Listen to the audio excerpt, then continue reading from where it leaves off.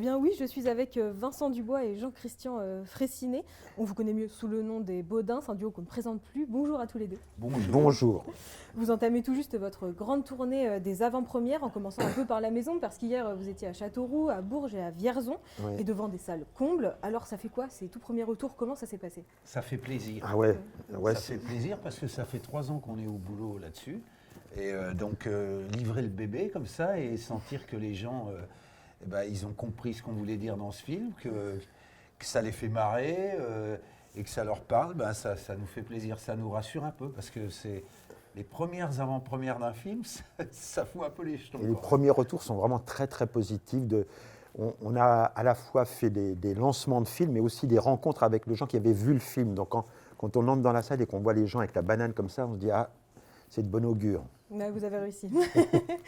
J'ai envie forcément de mettre un peu l'eau à la bouche aux peut-être futurs spectateurs de votre film. Les Baudins partent en vrille. Alors, dans quelles aventures est-ce qu'ils se sont embarqués cette fois-ci? Le pitch alors. Ils se sont embarqués dans un truc où il ne fallait pas qu'ils aillent. C'est Comme tout le temps. avec les Baudins. En fait, il y a, je ne vais pas tout dévoiler, mais il y a un groupe industriel qui a eu la mauvaise idée d'essayer de venir installer une usine de fromage de chèvre sur la commune des Baudins. Et Maria Baudin, elle n'a pas l'intention du tout de se laisser faire. Donc ça commence au salon de l'agriculture, où les Baudins mettent un peu le souk et se font entendre. Et puis à un moment, ça part en vrille, comme le dit le titre. C'est une sorte de bad trip au salon de l'agriculture. Et on se retrouve au Maroc, voilà. On ne sait pas comment on se retrouve au Maroc d'ailleurs, et on va le comprendre au fur et à mesure. Et puis le film traite, le sujet du film, c'est la désertification des campagnes en fait. Donc c'est un sujet qui nous tient beaucoup à cœur avec Vincent, qu'on voulait traiter depuis longtemps, que ce soit dans un spectacle ou dans un film. Et puis là, voilà, on a eu l'opportunité de le faire au cinéma. Oui, parce que justement, il y a une partie du film qui est tournée ici, chez nous, et vous aussi, au printemps 2024, à Preuilly-sur-Claise notamment. C'est ça. C'est important de faire vivre ces territoires, de les mettre en avant? Ah bah oui. Nous, on habite là, on est né ici. Oui, puis là, le sujet du film fait qu'on ne pouvait pas faire autrement.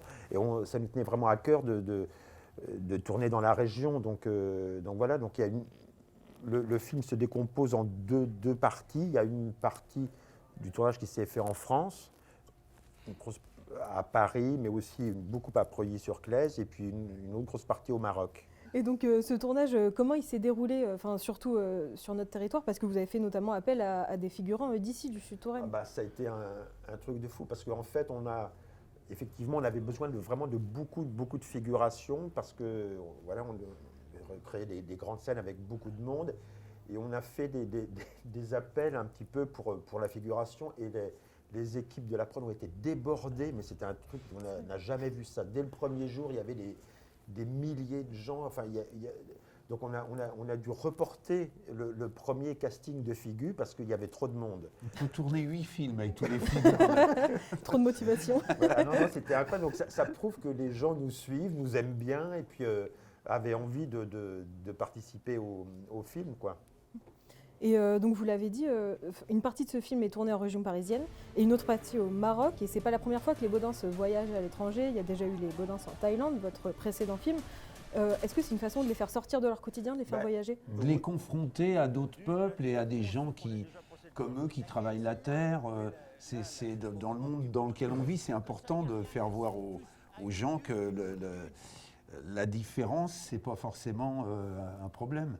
Ça peut même nous ouvrir les yeux et le cœur. Donc voilà pourquoi on a envie de faire bouger les Baudins. C'est plus facile aussi de le faire au cinéma, parce que justement, nous, on profite du cinéma pour faire des voyages, quoi, d'emmener les Baudins en Thaïlande. Ça, en spectacle, c'est plus compliqué. Mais là, on a l'opportunité de le faire, donc on essaie de ne pas s'en priver. Et 2025, c'est une année assez importante pour vous, c'est une année anniversaire. On fête les 30 ans de votre duo des Baudins, c'est les 20 ans de votre spectacle Baudins Grandeur Nature. Ouais, donc en fait, on ne s'en lasse pas des Baudins, et vous non plus. Non, ça a l'air. Hein. Nous non plus, on s'en lasse pas. Non, c'est vrai. Nous, en fait, c'est plus que des Baudins, c'est du public et de la joie qu'on leur donne dont on ne se lasse pas. On a encore vu hier soir les avant-premières. Là, on est parti pour un mois, on va faire une centaine d'avant-premières. C'est un marathon, c'est fatigant. mais c'est aussi très ressourçant et c'est notre carburant, le public. Hein, et quand on voit le plaisir qu'on leur donne, on n'a pas envie d'arrêter. Puis quand on aura fait tout ça, il sera l'heure d'aller à l'EHPAD. Hein, ça sera fini, hein, parce qu'il faut être raisonnable. Hein, Bon, merci beaucoup, Vincent merci et à toi. Jean-Christian. Donc ce soir, vous êtes présents au CGRD de Lyon à Tours, là où on se trouve, au Cap Ciné de Blois et au Ciné Sologne de Romorantin, déjà un sacré parcours. Et pour donc des avant-premières qui sont là aussi à guichet fermé. Et pour ceux qui n'ont pas pu avoir leur place, Les Baudins partent en vrille, ça sort le 19 mars au cinéma.